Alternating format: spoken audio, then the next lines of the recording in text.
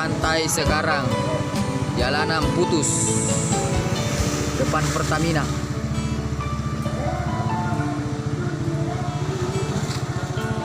Kita mesti telanjang Kami dan laporkan benar-benar dari Kelurahan bersih, Kiru-Kiru, tepatnya suci di lahir dan lingkungan di dalam Kiru-Kiru batin.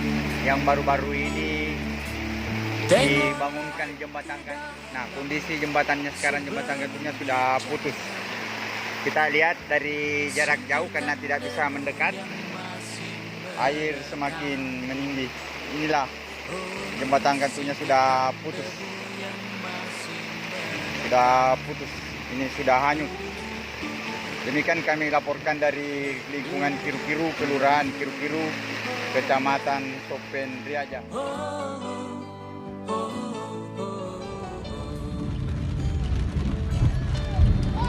anugerah dan bencana adalah kehendaknya. Kita mesti tabah menjalani. Hanya cambuk kecil agar kita sadar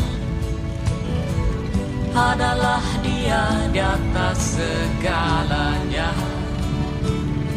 Oh, adalah